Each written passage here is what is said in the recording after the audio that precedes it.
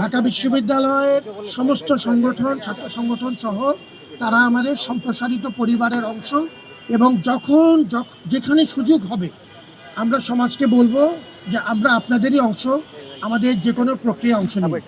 শিক্ষার্থীদের যার আইডিয়া ভালো লাগবে সেটা গ্রহণ করবে, যার আইডিয়া তার ভালো লাগবে না সেটা সমালোচনা করবে, কিন্তু এখানে কেউ হকি স্টিক অথবা স্ট্যাম্প নিয়ে যাবে না। কোনো ধরনের এখানে মাসল পাওয়ার পলিটিক্স চলবে না, চাঁদাবাজি, টেন্ডারবাজি, ফাউকা রাজনীতি চলবে না, যেটার বিরুদ্ধে আমাদের গত 16 বছর অথবা এর আগের লড়াই সংগ্রাম ছিল। তো আজকে জুলাই বিপ্লবের পর আমরা দেখতে পাচ্ছি বাংলাদেশের ফেসিবাদ বিরোধী সকল ছাত্র সংগঠনগুলো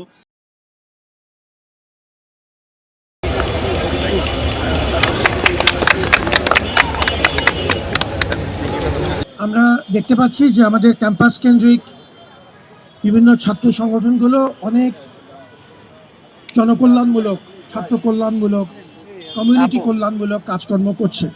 এই প্রবণতা গত 1-1.5 বছরে পরিষ্কারভাবে বেড়েছে, সেটি আসার কথা। আমি সাধারণত কোনো রাজনৈতিক দলের অনুষ্ঠানে যাই না, এখানে এলাম কারণ আমি মনে করছি যে একটি বার্তা সমাজে পৌঁছানো আমাদের খুব দরকার, যে ঢাকা বিশ্ববিদ্যালয় সমাজকে নিয়ে চলবে।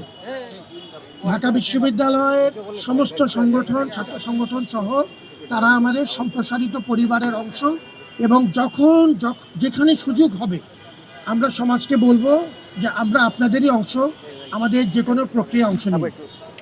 এই উদ্যোক্তা মেলার এই ক্ষুদ্র আয়োজন, কিন্তু এটি উদ্দেশ্য অত্যন্ত মহৎ এবং আমি মনে করি ধীরে ধীরে এই উদ্যোক্তা মেলাগুলো যদি আমরা আর একটু বড় পরিসরে করতে পারি এবং সমাজের বিভিন্ন পর্যায়ের, এখন মূলত আমাদের ছাত্রছাত্রীরা এই প্রক্রিয়া অংশ নিচ্ছে, আমরা চাই যে সমাজের আমাদের অন্যান্য অংশীজনরাও যেন এই প্রক্রিয়া আসে। এখন ডাকসু হয়েছে, সেটি আমাদের জন্য আর কি নতুন মাত্রা যোগ করেছে এবং ছাত্র রাজনীতির যে সার্বজনীনতা এটি ধীরে ধীরে আরও প্রতিভাত হোক। দলীয় সংকীর্ণতার ঊর্ধ্বে উঠে আমরা সার্বজনীনভাবে বিশ্ববিদ্যালয়ে একটি সমাজ কল্যাণমূলক অ্যাপ্রোচে ধীরে ধীরে আমরা এগোনোর চেষ্টা করছি। আলটিমেটলি এই কথাটি আমি সবসময় বলি, এখনও বলছি, চূড়ান্ত বিচারে বিশ্ববিদ্যালয় সমাজকে নিয়েই বাঁচতে হবে। এই জাতীয় উদ্যোগগুলোর জন্য আমরা ধন্যবাদ জানাই। এই ক্ষেত্রে আজকে ছাত্র অধিকার পরিষদকে ধন্যবাদ জানাচ্ছি এবং এই প্রক্রিয়াতে যারা শরিক হয়েছেন, আমার প্রশাসনের অংশ, ডাকসু সহ আমাদের সাংবাদিক বন্ধুরা সবসময় আমাদের বন্ধু, আপনারা এই প্রক্রিয়াগুলোকে আমরা যতদূর সম্ভব আমরা এগুলোকে প্রমোট করব আমাদের সীমিত সামর্থ্যের মধ্যে এবং ধীরে ধীরে আমরা এর কলবর বাড়ানোর চেষ্টা করব।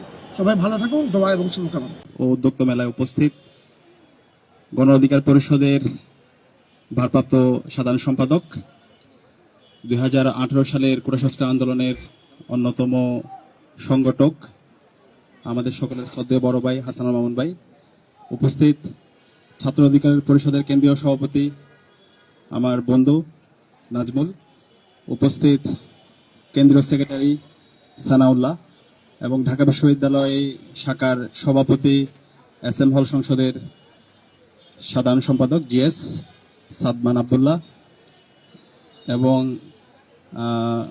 আমাদের ঢাকা বিশ্ববিদ্যালয় শাখার সেক্রেটারি মাহতাব এবং উপস্থিত সাংবাদিক বন্ধুগণ, ছাত্র অধিকার পরিষদের বিভিন্ন পর্যায়ের নেতৃবৃন্দ, সবাইকে সালাম জানাচ্ছি। আসসালামু আলাইকুম রহমতুল্লাহ। ছাত্র অধিকার পরিষদের জন্মটা হয়েছে আন্দোলন সংগ্রাম এবং লড়াইয়ের মধ্য দিয়ে। আমরা যখন ক্যাম্পাসে এসেছিলাম, দীর্ঘ ফেসিবাদী আমল আমরা দেখেছি এই ক্যাম্পাসে শিবির অথবা শিবির সন্দেহে এই ক্যাম্পাসে শিক্ষার্থীদের উপর নির্যাতন নিপীড়ন করা বৈধ ছিল।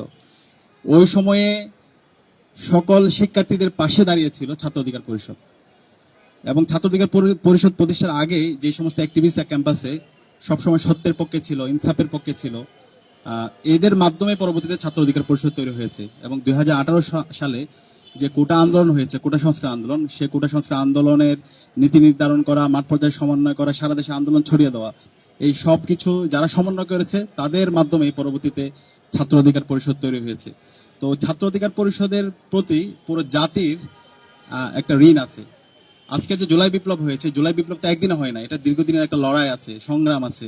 তো এই সংগ্রাম লড়াইগুলোর নেতৃত্ব দেওয়া, নীতি নির্ধারণ করা, পলিসি মেক করা, এই সব কিছুর সাথে ছাত্র অধিকার পরিষদ জড়িত আছে। তো আমরা ছাত্র অধিকার পরিষদের প্রতিষ্ঠার পর থেকে আজ পর্যন্ত যারা নেতৃত্ব দিচ্ছে এবং গণ অধিকার পরিষদে যারা আছে বিপি নুরুল হক নূর ভাই সহ সবাইকে আমরা শ্রদ্ধার সাথে আমরা স্মরণ করছি এবং তাদের প্রতি আমরা ঋণ স্বীকার করছি। আমরা জুলাই বিপ্লবের পরে আমরা বলছি নতুন রাজনীতি বিনির্মাণ করতে চাই, যে রাজনীতি হবে শিক্ষার্থীদের জন্য, যে রাজনীতি হবে ইনসাফের, যে রাজনীতি হবে আইডিয়ার। ছাত্র রাজনীতি হবে মার্কেট প্লেস অফ আইডিয়া। আমরা আমাদের আইডিয়াগুলো নিয়ে শিক্ষার্থীদের কাছে যাব, আমরা আমাদের ক্রিয়েটিভিটি নিয়ে শিক্ষার্থীদের কাছে যাব। শিক্ষার্থীদের যার আইডিয়া ভালো লাগবে সেটা গ্রহণ করবে, যার আইডিয়া তার ভালো লাগবে না সেটা সমালোচনা করবে। কিন্তু এখানে কেউ হকিস্টিক অথবা স্ট্যাম্প নিয়ে যাবে না। কোনো ধরনের এখানে মাসল পাওয়ার পলিটিক্স চলবে না, চাঁদাবাজি টেন্ডারবাজি ফাউকা রাজনীতি চলবে না, যেটার বিরুদ্ধে আমাদের গত 16 বছর অথবা এর আগের লড়াই সংগ্রাম ছিল। তো আজকে জুলাই বিপ্লবের পর আমরা দেখতে পাচ্ছি বাংলাদেশের ফেসিবাদ বিরোধী সকল ছাত্র সংগঠনগুলো তারা আইডিয়ার প্রতিযোগিতা করছে। তারা নতুন নতুন তাদের চিন্তাগুলো শিক্ষার্থীদের কাছে নিয়ে যাচ্ছে। শিক্ষার্থীদের কাছে গিয়ে তারা তাদের পলিসিগুলো তারা বলছে, শিক্ষার্থীরা সমালোচনা করছে অথবা প্রশংসা করছে, এবং এটাকে আমরা সবাই সাদরে গ্রহণ করছি। এবং তারই অংশ হিসাবে আমরা আজকে ছাত্র অধিকার পরিষদ ঢাকা বিশ্ববিদ্যালয় শাখা যে পিটা উৎসব আয়োজন করেছে, আমরা ঢাকা বিশ্ববিদ্যালয় কেন্দ্রীয় ছাত্র সংসদ এবং ঢাকা বিশ্ববিদ্যালয়ের শিক্ষার্থীদের পক্ষ থেকে সবাইকে ধন্যবাদ জানাচ্ছি। আমরা আশা রাখবো এই ধরনের ধারা অব্যাহত থাকবে এবং হাসান মামুন ভাই যে প্রত্যাশা ব্যক্ত করেছেন, ইনশাআল্লাহ আমরা ঢাকা বিশ্ববিদ্যালয় কেন্দ্রীয় ছাত্র সংসদের পক্ষ থেকে বড় একটি পিটা উৎসব আয়োজন করব এবং সকল ছাত্র সংগঠন, বিশ্ববিদ্যালয়ে যত স্টেক হোল্ডার আছে এবং বাংলাদেশের রাজনৈতিক দল সবাইকে আমরা এখানে আহ্বান করব, সিভিল সোসাইটি থেকে শুরু করে সবাইকে, এবং সেখানে আমরা একটা পুরো গ্রামীণ পরিবেশ আমরা নিয়ে যাওয়ার চেষ্টা করবো আশা করি ইনশাআল্লাহ। এবং একই সাথে আমরা কথা দিতে চাই শিক্ষার্থীদের কাছে আমরা যে কমিটমেন্টগুলো দিয়েছিলাম সেই কমিটমেন্টগুলো আমরা সবাইকে সাথে নিয়ে আমরা বাস্তবায়ন করব। এখানে ডাকসু নির্বাচন হয়েছে, জুলাই বিপ্লবের অন্যতম সফলতা হচ্ছে ডাকসু নির্বাচন হওয়া, এবং এর আগে 2019 সালে ডাকসু নির্বাচন হয়েছে। ডাকসু নির্বাচনে বিপি নুরুল হক নূর ভাই নির্বাচিত হয়েছিলেন। তো ভাইদের যে লড়াই, সেই লড়াই এবং তাদের অসমাপ্ত কাজগুলো আঞ্জাম দেওয়া, সমাপ্ত করা হচ্ছে আমাদের কাজ। জুলাই বিপ্লবে যে 2000 আমাদের ভাই বোন শহীদ হয়েছে, তাদের যে প্রত্যাশা, তাদের যে আকাঙ্ক্ষা, সে আকাঙ্ক্ষার বাংলাদেশ বিনির্মাণ করাই হচ্ছে আমাদের উদ্দেশ্য। সুতরাং এই আমাদের দীর্ঘদিনের যে লেগাসি, আমাদের শহীদদের লেগাসি এবং দীর্ঘদিন ধরে ক্যাম্পাসে যারা অ্যাক্টিভিজম করেছেন তাদের যে লেগাসি, সেই লেগাসি বাস্তবায়ন করার আগ পর্যন্ত আমরা থামবো না। আমরা সবাইকে নিয়ে একসাথে আমাদের লড়াই সংগ্রাম জারি রাখবো। এবং জুলাই বিপ্লবের পরে যে ডাকসু নির্বাচন হয়েছে, এখানে আমরা যারা নির্বাচন করেছি সবাই আমরা জুলাই সহযোদ্ধা। এখানে কেউ হারে অথবা জিতে না, আমরা সবাই জিতে গিয়েছি।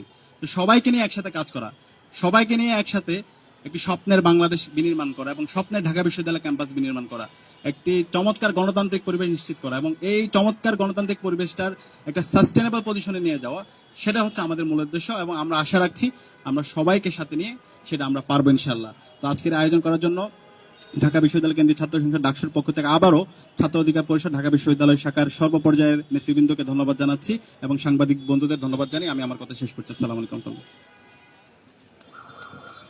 ধন্যবাদ সাদিক কাম ভাইকে।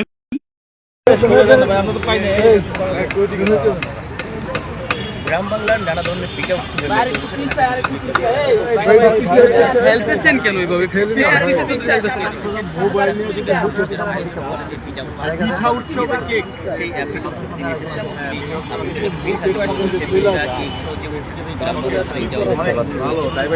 দেখছেন এবং তার সাথে আমরা দেখছিলাম এই মুহূর্তে দেখছেন সাদিক এমপি। নাম কি, কোনটার কি নাম? এটা হচ্ছে চকলেট কেক, চকলেট স্লাইস। এটা হচ্ছে কেক পকেট। এটা হচ্ছে ভ্যানিলা অরেঞ্জ মিক্স একটা ফ্লেভার, মাঝখানে হচ্ছে হোমমেড অ্যাপল জ্যাম দেওয়া। এটা হচ্ছে কাপ কেক, এটা ক্রেপ রোল, এটাও কাপ কেক, আর এটা নর্মাল বেন্টো কেক। পহেলা জানুয়ারি 2026 ইউটিউব জার্নালিজমের অগ্রদূত changeTV.press সংগ্রাম মুখর 7 বছর পেরিয়ে পা রাখলো গৌরবান্বিত 8 বছরে। এই আনন্দ প্রহরে সবাইকে নিরন্তর শুভেচ্ছা। আমি নিজেকে ধন্যবাদ মনে করি, আমি সৌভাগ্যবান চেঞ্জ টিভির পক্ষ থেকে আমার সাক্ষাৎকার নেওয়ার জন্য তারা আসছেন এবং চেঞ্জ টিভি দীর্ঘ 8 বছর ধরে এই কাজগুলি করছে। আমি তারা অনেক ভালো কাজ করেছেন, দেশের মানুষের সুখ দুঃখের কথা প্রত্যক্ষ তুলে ধরছেন। আমার আশা থাকবে চেঞ্জ টিভি সামনের দিকে উত্তরোত্তর আরও সমৃদ্ধ হবে। একটাই শুধু আমাদেরকে উপদেশ দিতে চায় তাদের কাছে, সেটা হচ্ছে সত্য কথাটা মানুষের সামনে তুলে ধরা, মানুষের ভিতরে কি চায় তাদেরটা তুলে ধরা, মানুষের প্রত্যাশা তুলে ধরা এবং মানুষের মধ্যে এই যে দেশাত্মবোধটা এবং সত্যবাদীটা, এটা জাগরণ করে চেঞ্জ টিভির সামনের দিকে এগিয়ে যাবে। এবং যারা দেশের কথা চিন্তা করে এবং দলমত নির্বিশেষে যে লোকগুলো আছে, তারা দেশের কথা চিন্তা করে দেশের উন্নয়নের কথা চিন্তা করে কোনো পক্ষপাতিত্ব করে না, তাদের বক্তব্য দেশের মানুষের তুলে ধরা, এই কাজগুলি সামনে এগিয়ে নিয়ে যাবে, এটা আমার প্রত্যাশা। অনেক ধন্যবাদ আপনাদেরকে, দেশবাসীকে, দেশবাসী সবাইকে আমি ধন্যবাদ জানাচ্ছি। changetv.press এক ফোঁটা হলুদ নেই। আমরা শুধু আপনাদের কাছে একটাই আবেদন করব, মিথ্যার পিছনে দৌড়বেন না, সত্যকে ধারণ করেন, সত্যকে জনগণের কাছে তুলে ধরেন। সেটা যতই কঠিন হোক না কেন পিছপা হবেন না, ভয়ের কোনো কারণ নাই।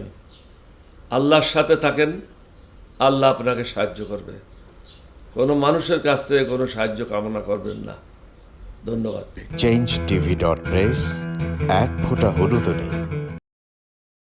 হ্যাঁ, চেঞ্জ টিভি আমি বিশেষ কারণে দেখি সুযোগ পেলে, বিশেষ করে তোমার অনুষ্ঠানটা যখন হয় আগে পরে আমি দেখে থাকি, ভালো লাগে, উপস্থাপনা ভালো, মোটামুটি সব কিছু ভালো। আমি তাদের শুভকামনা করি এবং চেঞ্জ টিভি আমি আশা করি সবসময় নিরপেক্ষ, যেহেতু এই চেঞ্জ টিভিটা সংবাদ প্রচারের একটা মাধ্যম, সুতরাং সঠিক সংবাদটাই চেঞ্জ টিভি প্রচার করবে, এটাই আমার কামনা থাকবে তাদের কাছে। সেই সঙ্গে আমার শুভেচ্ছা থাকবে। changetv.press এক